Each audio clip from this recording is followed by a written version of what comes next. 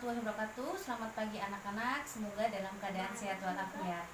Pada kesempatan ini, Ibu akan menjelaskan tentang unsur-unsur yang ada di dalam teks cerita sejarah. Pada pertemuan sebelumnya, Ibu sudah menjelaskan struktur dan kaidah yang ada di dalam teks cerita sejarah. Sekarang sebelum Ibu menjelaskan tentang unsur-unsur, Ibu akan menjelaskan jenis teks cerita sejarah. Cerita sejarah berdasarkan jenisnya dibagi menjadi dua. Yang pertama dalam bentuk fiksi. Apabila dalam bentuk fiksi, cerita kejadian, tokoh, latar yang ada dalam cerita itu tidak bersifat nyata. Biasanya contohnya seperti cerpen, novel, roman dan sebagainya. Yang kedua adalah dalam bentuk non fiksi. Non fiksi berarti cerita atau kejadian, latar tokoh yang ada dalam cerita tersebut benar-benar fakta atau benar-benar terjadi.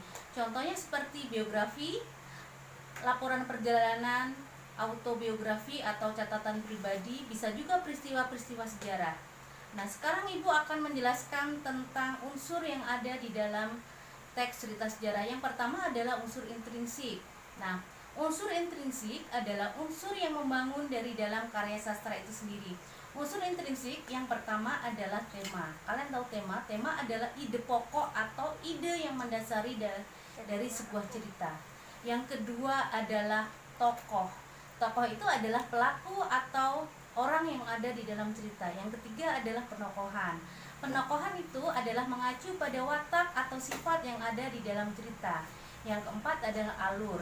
Alur adalah rangkaian kejadian atau peristiwa yang ada di dalam cerita. Alur dibagi menjadi tiga. Yang pertama alur maju, alur mundur. Yang ketiga ada alur campuran.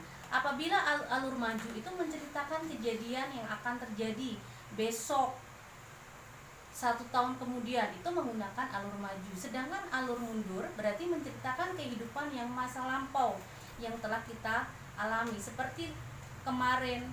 Nah, itu 2 tahun yang lalu berarti menggunakan alur mundur. Yang ketiga adalah alur campuran. Alur campuran adalah penggabungan dari alur maju dan mundur. Alur campuran ini dalam suatu cerita tersebut menceritakan kehidupan yang akan datang dan menceritakan kehidupan masa lalu. Setelah alur adalah sudut pandang. Sudut pandang adalah cara pengarang menempatkan tokoh dalam cerita. Sudut pandang dibagi menjadi dua. Perlu diingat, sudut pandang itu bukan 3, tetapi 2.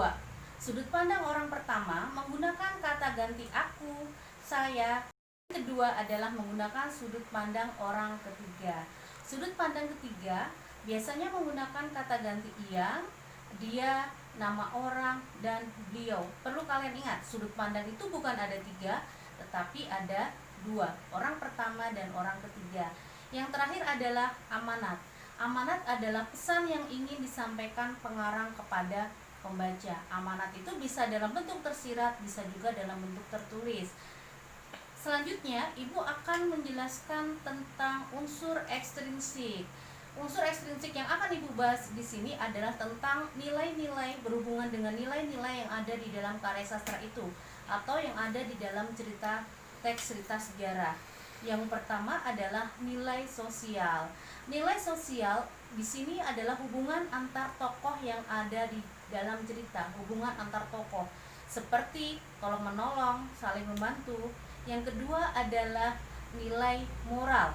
Nilai moral berhubungan dengan etika atau watak yang ada pada tokoh yang dapat kita ambil. Yang ketiga adalah nilai religi. Nilai religi kita sebut juga dengan nilai agama. Nilai agama ini berhubungan dengan hubungan kita dengan Tuhan, bagaimana cara beribadah tokoh dalam suatu cerita.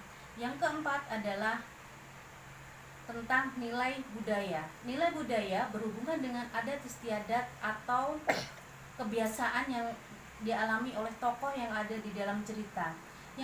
Yang terakhir adalah nilai pendidikan. Nilai pendidikan ini tidak hanya tentang pendidikan secara umum, tetapi juga manfaat yang dapat kita ambil atau nilai didik yang dapat kita ambil dari sebuah cerita tersebut. Demikian penjelasan dari Ibu. Materi hari ini tentang unsur-unsur yang ada di dalam teks cerita sejarah. Jangan lupa tetap semangat, jaga kesehatan. Wassalamualaikum warahmatullahi wabarakatuh.